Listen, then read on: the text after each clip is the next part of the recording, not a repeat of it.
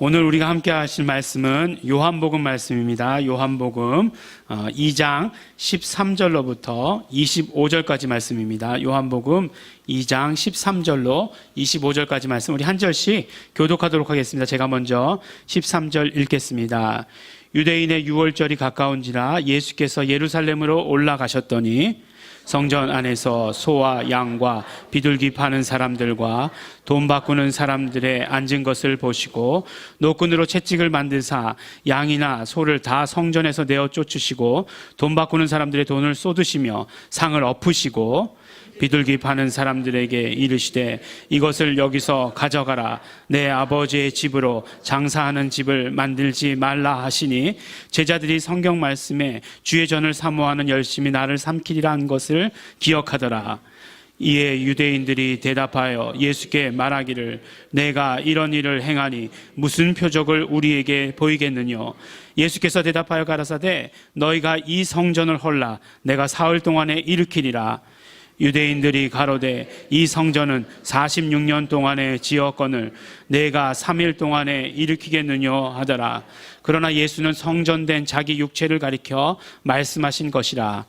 죽은 자 가운데서 살아나신 후에야 제자들이 이 말씀하신 것을 기억하고 성경과 및 예수의 하신 말씀을 믿었더라. 유월절에 예수께서 예루살렘에 계시니 많은 사람이 그 행하시는 표적을 보고 그 이름을 믿었으나 예수는 그 몸을 저희에게 의탁지 아니하셨으니 이는 친히 모든 사람을 아심이요. 함께 봉독하겠습니다. 또 친히 사람의 속에 있는 것을 아심으로 사람에 대하여 아무의 증거도 받으실 필요가 없음이니라. 아멘. 우리가 지난주에 예수님께서 행하신 처음 표적에 대한 말씀을 함께 나누었습니다. 바로 갈릴리 가나 지방에서 그 혼인잔치 가운데서 물로 포도주를 만드신 그 이적을 말씀하는 것이었습니다. 표적 또는 이적이라고 말할 수도 있고 이것은 바로 예수 그리스도가 누구이신가 하는 것을 우리에게 드러내신 그러한 사건이십니다. 바로 예수가 하나님이심을, 그리고 육신의 몸을 입고 오신 예수가 바로 하나님이심을 증거하는 사건이 바로 이적이고 표적입니다. 영어는 이것을 우리가 사인이라고 했다라고 말씀 가운데 함께 들었습니다. 그래서 우리가 예수님이 주시는 사인을 받으면 우리는 예수님이 누구이신지 더 정확하게 알게 되는 것이라고 말씀 가운데 또 함께 나누었습니다. 그러므로 그 예수님의 그 사인을 받는 순간 그것은 무엇을 의미하느냐? 바로 예수님께서 나다 라고 말씀하시고 우리와 함께 하시는 것을 경험하게 되는 것입니다. 나는 그러므로 예수가 하나님이심을, 진짜 하나님이심을 그 사인을 받는 그 순간에 경험하게 되는 것입니다. 그래서 지난주에는 우리 한 주 동안 정말 예수님의 사인을 받아오자 이렇게 말씀 가운데 나누었습니다. 어떻게 예수님의 사인 다 받아오셨습니까? 네. 네, 아멘. 예, 좀 이따 헌금 시간에 불러볼 때면 다 알죠. 예, 이제 다 알게 될 겁니다. 그런데 오늘 말씀을 보니까 예수님의 사인을 받고 싶었던 사람이 우리만 있었던 것은 아니다라고 하는 것을 오늘 말씀 가운데 들을 수 있습니다. 이제 예수님께서 유월절을 맞이해서 예루살렘으로 가셨습니다. 그 유대인들은 명절이면 바로 성전이 있는 그 예루살렘으로 모여들었습니다. 그 유대인의 명절 때에 모여드는 인구는 우리나라 명절 때 움직이는 그 인구하고는 비교될 수 없을 정도로 그렇게 많았다라고 합니다. 왜냐하면 이렇게 좁은 장소에 많은 인원들이 왔기 때문입니다. 그래서 오늘 말씀에도 보니까 예수님께서도 주로 갈릴리 지역에서 계셨었는데 예루살렘으로 올라가셨다 이렇게 말씀합니다. 왜 이렇게 보면 갈릴리가 위에 있고 예루살렘이 밑에 있는데도 불구하고 예루살렘으로 올라가셨다 이렇게 말씀하시죠. 왜 그렇습니까? 우리 서울 얘기할 때 다 그러잖아요. 서울로 올라갔다고 그러지 서울로 내려갔다고 그러는 사람은 없어요. 예, 마찬가지다라고 생각하고 또 성전은 높은 곳에 있었습니다. 그러니까 올라가셨다 이렇게 이야기를 합니다. 정말 그 많은 사람들이 몰려들고 예수님도 가셨어요. 예수님이 예루살렘에 가셔서 제일 처음 가신 곳이 아마 성전이신 것 같아요. 성전에 들어가셨습니다. 근데 그 성경에 보면 예수님께서 늘 말로 하시잖아요. 늘 말로 하십니다. 마지막에 붙들려 가실 때 예수님의 그 제자 베드로가 칼을 꺼냈어요. 그랬더니 막 책망을 하셨거든요. 그럼에도 불구하고 예수님께서 폭력을 사용하신 장면이 오늘 나옵니다. 유일하게, 사역 중에서 유일하게 폭력을 사용하신 장면이 나옵니다. 막 그냥 그 평화의 왕이신 예수님께서 어떻게 그러실 수 있는가? 예, 그럴 정도로 막 돈을 다 쏟아버리시고, 예, 그 다음에 뭐 그거 있잖아요. 그 드라마에서 내가 화났다. 그래서 이거 뭐 이거 그걸 제일 잘 드러내는 방법 뭐죠? 예, 상을 엎어버리는 거잖아요. 막 예수님께서도 상을 엎어버리셨어요. 예, 심지어는 노끈으로 채찍을 만드셔가지고 막 휘둘르셨습니다. 예, 사람에게 휘둘르셨는지는 모르겠지만 그것을 막 휘둘르시고 다 쫓아내고 하셨어요. 어떤 사람은 아니 어떻게 예수님께서 이런 폭력을 사용하실 수 있는가? 막 인정하고 싶지 않고 싶은 그런 사람들이 있고 감추려고 하는 그런 사람도 있습니다. 아니 예수님께서도 그렇지 그 어려운 사람들 겨우 그 장사해서 먹고 살려고 하는 사람들 그 사람들 뭐 하라고 이렇게 물론 성전에서 하면 안 되지만 안 되는 거 알지만 그거 다 쫓아내고 그러시면 안 되지 예수님 뭐 이렇게 얘기하는 사람들도 없지 않아 있는 것 알 수 있습니다. 하지만 여기서 장사하는 사람들이 그렇게 시장에서 먹을 것 팔고 뭐 생필품 팔고 그런 사람들이 아니라는 것을 우리는 잘 알아야 됩니다. 조금 전에도 말씀드렸지만 유대인들은 예루살렘에만 또 유대 땅에만 살던 것이 아니라 많은 사람들이 흩어져서 살았습니다. 그래서 그 사람들을 디아스포라라고 이렇게 말하기도 합니다. 하지만 그들의 어떤 종교적인 열심은 대단했던 것 같아요. 그래서 명절이 되면 6월절 같이 큰 명절이 되면 성전이 있는 예루살렘으로 모여들었습니다. 지금도 뭐 이스라엘이라는 나라가 있긴 하지만 바깥에 흩어져 있는 유대인들이 훨씬 더 많다 이렇게 얘기하지 않습니까? 그래서 뭐 실제적으로 가장 큰 유대인 공동체는 뉴욕에 있다 뭐 이렇게까지도 얘기하는 거 들은 적이 있습니다. 그래서 명절이 되면 이렇게 예루살렘으로 왔어요. 근데 이제 뭐 멀리서 왔다고 말씀드렸으니까 어떤 사람은 바다를 건너서 온 사람들도 있지 않겠습니까? 그러면 그들의 어떤 결례에 따라서는 바다를 건넌 것은 부정한 것이에요. 예, 물을 건넌 건 부정한 것입니다. 그렇기 때문에 어떻게 해야 되느냐? 예, 씻어야 돼요. 그러니까 뭐 지금으로 말하면 뭐겠습니까? 목욕탕이죠. 목욕탕이 얼마나 성행했는지 모르는데요. 그 예루살렘에 그렇게 목욕탕이 성행했다라고 이렇게 이야기합니다. 또 이 결례의 의식에 따라서 보면 그들은 로마의 돈이 있었잖아요. 로마 돈을 사용했잖아요. 로마의 식민지였으니까. 근데 로마의 돈은 부정한 것이었어요. 그래서 성전에서만 통용될 수 있는 돈을 만들었습니다. 그래서 거기서 이제 돈을 벌어 가지고 오는 사람들 돈을 바꿔줬어요. 여기까지만 들으면 얼마나 친절한 행동입니까? 예? 이 정말 그 하나님의 거룩한 성전 가운데서 부정한 모든 것들을 다 물리치고자 하는 그들의 열심, 예. 정말 칭찬해줘야 되죠. 근데 문제는 뭐냐 하면 환율이었어요. 환율. 예. 그걸 가지고 환율을 가지고 장난을 쳤다는 것입니다. 그러니까 로마 돈 10,000원을 가지고 오면 성전에서 통용될 수 있는 돈 이를테면 1,000원만 주는 거예요. 그러면 그 나머지는 얼마입니까? 나머지는 누구 손에 들어가는 거예요. 예. 아주 그냥 폭리를 취하게 되는 거죠. 예. 좋은 생각이더라고요. 여러분 교회에서 쓸 수 있는 돈이 따로 있습니다. 그래가지고 여러분들 헌금 이렇게 해가지고 여러분들의 11조가 얼마면 11조를 10,000원을 내야 되면 여러분 10만 원 가져오셔야 이거 바꿔줄 수 있습니다. 이렇게 얘기하면 그러면 어떻게 돼요? 나머지 9만 원 먹는 거잖아요. 아주 정말 영특한 사람들이었던 것 같아요. 정말 대단한 사람들이에요. 그리고 또 어떻습니까? 하나님께 제물을 드릴 때에도 흠없는 걸 드려야 돼요. 그래서 내가 정말 열심히 정말 양을 키우고 염소를 키우고 그래가지고 정말 귀하게 어릴 때부터 그냥 어린 양을 그냥 키워가지고 이렇게 데리고 왔어요. 예. 그랬더니 딱 와서 보니까 여기 점 있지 않니? 이거 안 돼. 이렇게 하는 거죠. 예. 그러면 어떻게 돼요? 차라리 그렇게 고생해서 키워서 가느니 거기 가서 사자. 하는 거죠. 뭐 그 사람들이 키운 거나, 내가 키운 거나, 뭐 별다른 차이가 없을 거예요. 그럼에도 불구하고 이것은 흠이 없고 정결한 것이고 그것은 안 된다. 이제 이렇게 된 것이죠. 바로 여기에서 장사한 사람들은 이런 사람들을 말하는 거예요. 그러니까 그냥 일반적인 그냥 장사하는 사람들을 말하는 것이 아니라 바로 종교 지도자들이 관련되어 있는 그런 것들을 말씀하는 거죠. 유대교 종교 지도자들이 바로 이런 것들을 했다는 것입니다. 명절마다 이런 일들이 일어났으니까 얼마나 많은 돈을 벌었겠습니까? 정말로 많은 돈을 벌었겠죠. 그래서 마태복음 23장에 보면 처음부터 끝까지 외식하는 서기관과 바리새인들이여 화했을진저 외식하는 서기관과 바리새인들이여 라고 말씀하시는 것이 처음부터 마지막까지 말씀하시지 않습니까? 그런데 요한복음에 보면 말씀으로 하지 않으시는 거죠. 말씀으로 하지 않으시고 이제 행동으로 보여주시는 것을 이렇게 볼 수 있습니다. 다 쏟아 엎어버리시고 그냥 소는 돼지는 없죠. 소와 염소와 그 비둘기를 다 내쫓으시고 그냥 하시는 것, 상을 엎어버리시고 하는 그런 모습들을 오늘 우리에게 보여주시는 것입니다. 근데 진짜 근데 가만히 보면 예수님 위험한 일 하신 것이에요. 예수님 홀홀 단신으로 이렇게 하셨잖아요. 가만히 보면, 어떻게 보면 예수님 십자가에서 죽으시기 전에 먼저 성전에서 돌아가실 뻔하셨어요. 그렇지 않습니까? 지금 막 대목이에요, 대목인데 물건 막 쌓아놓고 있는데 어떤 사람이 오더니 물건 다 뒤집어 엎었어요.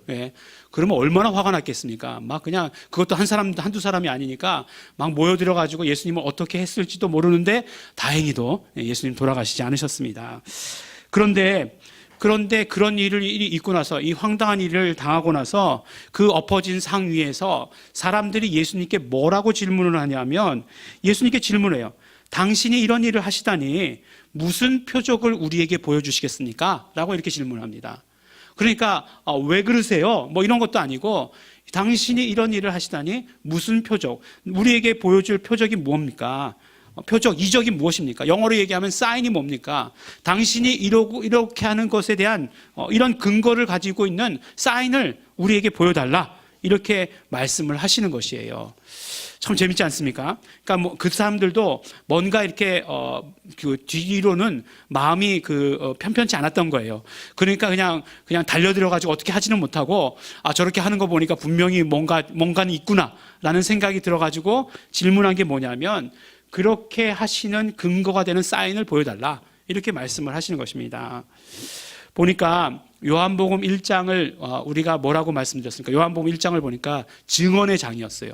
그래서 요한복음 1장을 볼 때에는 등장하는 사람들의 입술을 잘 주목해서 보아야 했습니다. 그리고 그들이 뭐라고 말하는지를 잘 들어야 됐어요. 그런데 요한복음 2장은 보니까 사인의 장이에요. 사인의 장. 그래서 요한복음 2장에서는 어떤 사인이 일어나는지, 어떤 이적과 표적이 일어나는지를 우리가 아주 관심 있게 보아야 하는 것입니다. 주목해서 봐야 되는 거죠. 그러면 이제 이 사람들이 이렇게 질문을 했으니까 우리가 상상할 수 있는 건 뭐겠어요? 예수님께서 어떤 이적을 행하시겠구나 라고 하는 것을 우리가 상상할 수 있겠죠. 처음에 물로 포도주를 만드신 것처럼, 처음에 물로 포도주를 만드실 때도 안 하실 것처럼 하시다가 하셨으니까 뭔가 대단한 이적을 우리가 기대할 수 있지 않겠습니까? 이들 정말 이 성난, 이 민심을 확 잠재울 수 있는 그런 이적과 표적 뭘까 막 기대하고 있어요. 그런데 예수님께서 보여주신 사인이 무엇입니까? 이 성전을 허물라, 내가 3일 동안에 일으키리라 라고 말씀하신 것이에요. 성전을 허물라. 예수님께서 이 말씀을 하셨다는 것은 두 번째 위기 가운데로 스스로 들어가신 것을 의미합니다. 이들에게 있어서 성전이라고 하는 것은 굉장한 의미를 가지고 있었어요.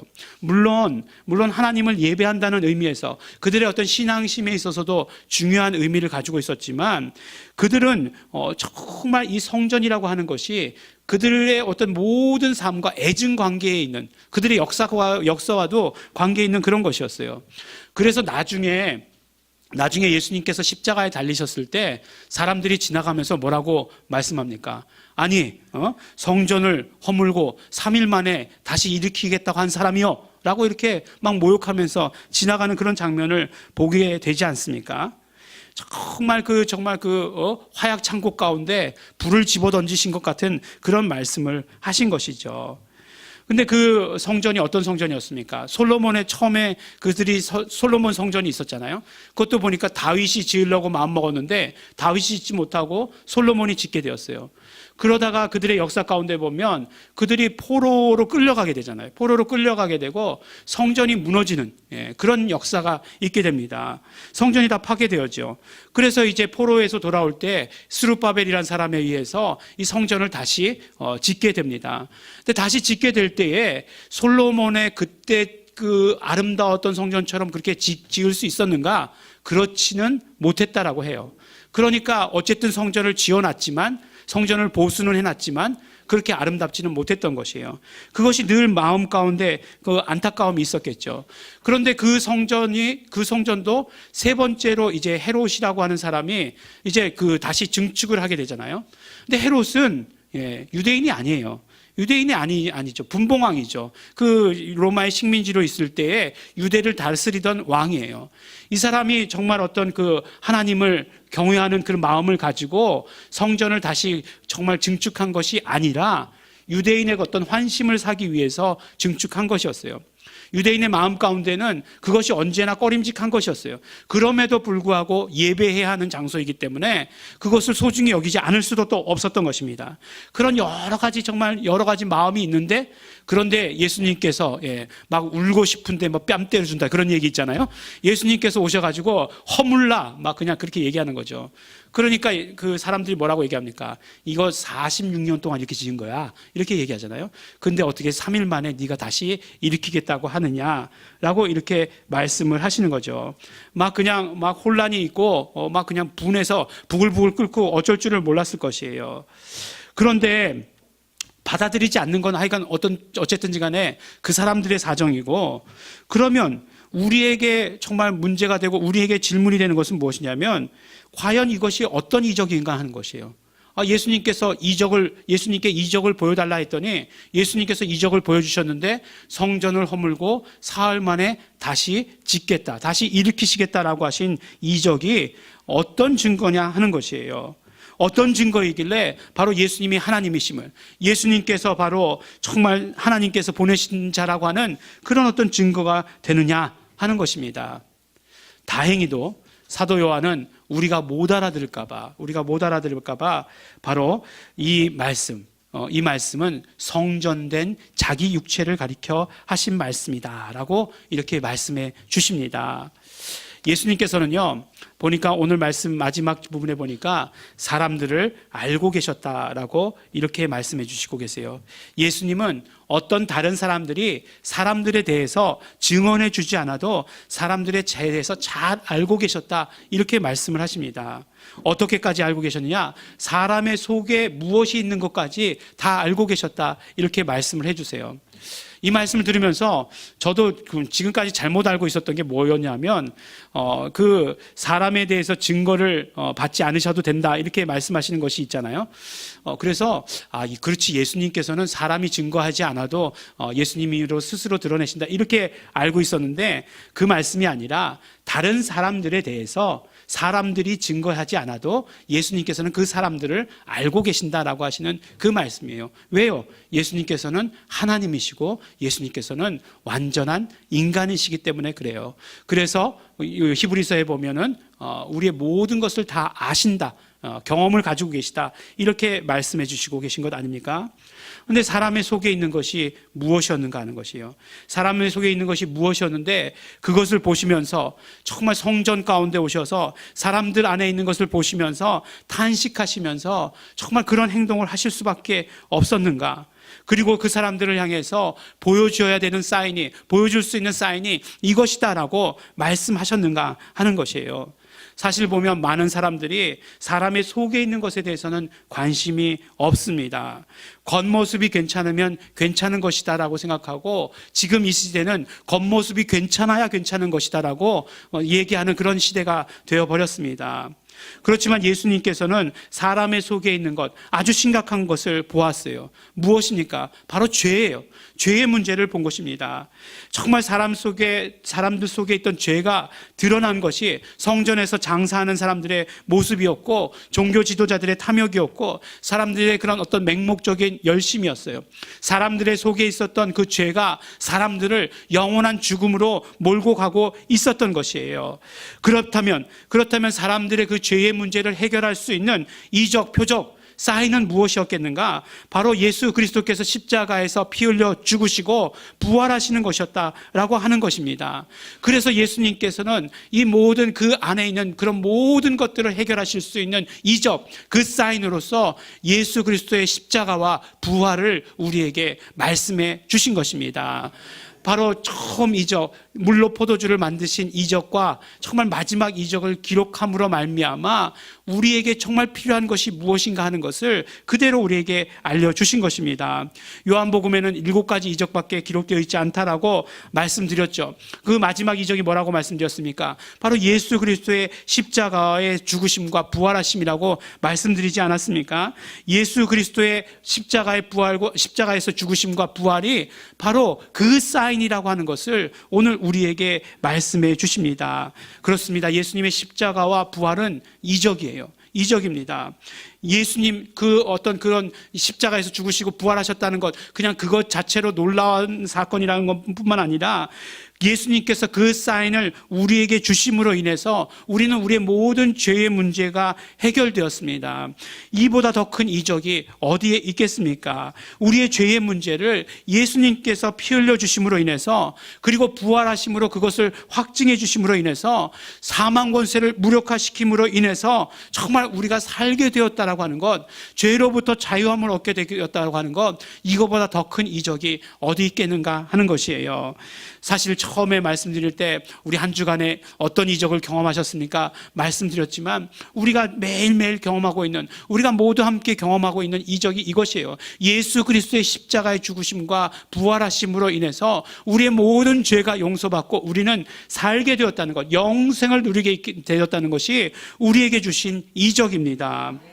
그러므로 정말 사람들의 그 죄가 자라가지고 정말 열매가 맺혀가지고 욕심, 더러운 마음들, 그런 것들을 막 생산해내고, 또 이런 이 더러운 마음들이 하나님께서 주신 율법과 막 믹스되어 가지고 하나님의 임재는 찾을 수도 없고 하나님이 함께 하신다라고 하는 것은 생각도 하지 않고 있는 그 성전을 향해서 예수님께서 내가 보여줄 사인은 십자가와 부활이다 라고 이렇게 선포하신 것입니다.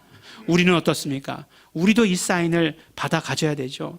예수님께서는 우리 속에 뭐가 있는지 다 아십니다. 모든 인류 가운데 그 속에 뭐가 있는지 다 아십니다. 우리에게 있어서도, 우리 마음 가운데 있어서 우리 속에 있는 것들도 죄인 것을 예수님께서 보여주시면서 너희에게 보여주는 사인은 바로 십자가와 부활이다 라고 이렇게 말씀해 주시는 것이에요. 그러므로 우리는 예수님께서 주신 그 십자가와 그 부활을 받아들여야 됩니다. 어떻게 받아들여야 되는가? 그것이 중요하겠죠. 어떻게 받아들이는가? 바로 회개하고 믿는 것이에요. 회개하고 믿는 것입니다. 우리가 예수님의 사인을 받아들이는 것, 그 구체적인 방법이 무엇이냐? 회개하고 믿는 것이에요. 오늘 말씀의 결론처럼 아주 중요하게 말씀하고 있는 것이 무엇이냐면, 6월절에 예수께서 예루살렘에 계시니 많은 사람이 그 행하시는 표적을 보고 그 이름을 믿었다라고 이렇게 말씀하고 계세요. 그 행하시는 표적을 보고 그 이름을 믿었다. 그러니까 우리가 예수님께서 베풀어 주신 이적과 표적을 받아들였을 때 우리에게 이루어지는 결과는 무엇이냐면 그 이름을 믿는 것이다라고 우리에게 말씀해 주신 것입니다. 많은 사람이 그 사인을 보고 그 이름, 정확히 얘기하면 그의 이름, 더 정확하게 얘기하면 예수 이름을 믿었다라고 말씀해 주십니다. 왜 또 예수 이름이라고 얘기했을까요? 그 사인을 보고 예수님을 믿었다라고 얘기하지 아니하고 예수 이름을 믿었다라고 우리에게 말씀해 주십니다. 요한복음 다 할 때까지 분명히 말씀드리는 그런 순간이 있을 거예요. 그러니까 어떻습니까? 우리 예배 가운데 꼭 나오셔야 됩니다. 만약에 이것이 궁금한 점이, 이것이 나는 궁금하다 그러면은 언젠가 요한복음 다 끝나기 전까지는 한 번은 말씀드릴 거예요. 예, 한 번 이상은 말씀드릴 것입니다, 여러 번. 그러니까 분명히 말씀드릴 테니까 왜 예수님을 믿었다라고 얘기하지 않고 예수 이름을 믿었다라고 얘기하는지 분명히 우리가 알게 될 것입니다. 맞아요. 우리가 예수 그리스도의 십자가의 이적, 예수 그리스도의 부활의 이적을 우리가 경험했다라면 우리에게 이루어지는 일은 무엇이냐면 바로 예수 이름을 믿는 것이에요. 예수 이름을 믿는 것. 그러므로 우리는 예수 그리스도의 십자가의 그 공로를 힘입어서 회개해야 되는 것이고 그 부활을 힘입어서 정말 생명을 누려야 되는 것이에요. 그래야 우리가 예수 이름을 오히려 또 믿게 되는 것이다라고 역설적으로 말해 주시는 것인지도 모르겠습니다. 예수님의 행하신 이적과 표적을 우리가 받아들였을 때 우리에게 있어서는 믿음이 생긴다는 것, 예수 이름을 믿는 믿음이 생긴다는 것을 오늘 우리에게 말씀해 주십니다. 예수님께서 우리 속에 있는 것이 무엇인지를 너무나 잘 아십니다. 예수님께서는 참 하나님이시며 예수님께서는 참 사람이시기 때문에 그렇습니다. 우리 속에 있는 죄를 보시면서 탄식하셨습니다. 그러나 그 탄식하심으로, 그 안타까움으로 그치신 것이 아니라 그 탄식을 기쁨으로 바꿀 수 있는 사인을 우리에게 보여주셨습니다. 그것이 바로 예수 그리스도의 십자가와 부활입니다. 우리 죄를 위해서 피 흘리시고 우리 정말 다시 살아나셨습니다. 우리의 죄값을 치르시고 우리를 죄에서, 그러므로 정말 죽음에서부터 자유하게 하신 것입니다. 그러므로 이제 예수 그리스도와 연합한 우리들은 예수님의 생명을 누리며 언제나 예수님과 함께 사는 자가 되는 것입니다. 사랑하는 우리 예일중앙교회 성도 여러분, 이번 한 주간 동안 우리가 함께 경험할 예수님의 사인이 무엇이겠습니까? 바로 우리가 함께 경험할 예수님의 사인은 예수님의 십자가와 부활입니다. 우리 매일매일의 삶 가운데서 함께 경험하시기 바랍니다. 예수님께서 주신 사인을 받아 가지시기 바랍니다. 어떻게 해요? 회개하고 믿으시기 바랍니다. 회개하고 예수 이름을 믿고 예수 이름을 말하고 예수 이름을 증거하시기 바랍니다. 우리가 예수 이름을 믿음으로, 회개함으로 정말로 깨끗하여진 성전 가운데서 하나님의 임재하심을 경험하는 우리 성도 여러분들이 되시기를 예수 이름으로 또한 축원합니다. 우리 함께 기도하시겠습니다. 이 시간에 우리 기도하실 때에 우리 정말 감사하시면서 기도하시겠습니다. 하나님 아버지 감사합니다. 예수 그리스도의 십자가와 부활의 사인을 우리에게 허락하여 주신 것 너무나 감사합니다. 그러므로 우리가 회개하고 그것을 믿고 받아가지는 자 되겠습니다. 예수 이름을 믿는 자 되겠습니다. 지금까지 그러지 못했던 것들, 예수님께서 보여주시는 그 사인들에 대해서 무관심했던 우리의 모든 죄와 우리의 허물들을 용서하여 주시옵소서. 우리의 모든 죄 때문에 이루어졌던 것들 예수님의 피를 의지합니다. 깨끗게 하여 주시옵소서. 우리 다 같이 감사하시면서 또한 회개하시면서 결단하시면서 통성으로 우리 함께 기도하시겠습니다.